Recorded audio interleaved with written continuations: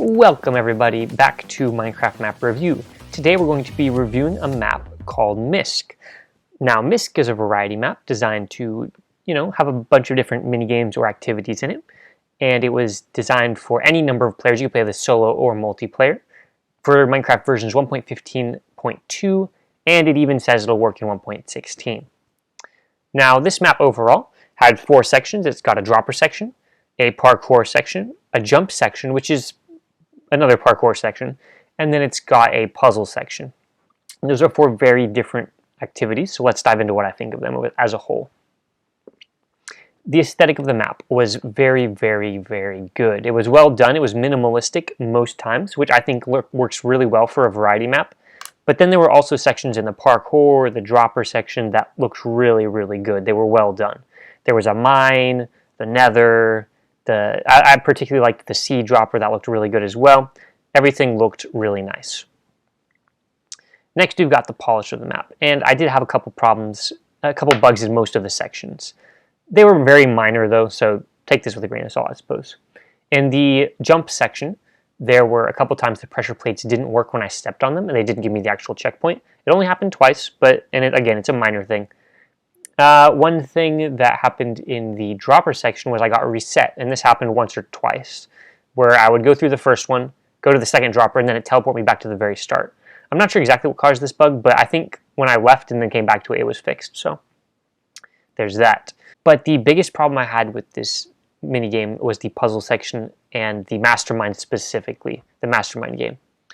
I think that when you put multiple of the same color in the input, then it bugs the output, like the read that we get from the map. And I think that was a big issue, because normally in Mastermind you want to be able to guess multiple of the same color, even if that's not necessarily the solution, so you could figure out which colors are in the solution quicker. And that was the one big problem I had with this map. But even so, that was one minigame out of 4 puzzles, out of 4 different activities you could choose from, so very small and minor. Next, we'll go over the purpose of the map, and I think, honestly, there's not much to talk about. This map nailed it on purpose. It did 4 very unique, different minigames, excluding, the 2 parkours were very similar. But I think that they were very different, very fun activities you could do here. And I do think that the speedrunning option was also very fun. You could go back through it and run quick as fast as you can. And that's very, very entertaining, especially solo. Next, we'll go over the length of the map. I think it wasn't too long, wasn't too short. It was pretty spot on. My only complaints with the length of the map had to do with the dropper section in particular. There was one section that was unnecessarily long where you had to guess which color to go down. I might have been missing something major, but it seemed to me that there were 4 options and you each had to guess. And you had to do that about 5 times in a row. So you can do the math there on how long that would normally take someone.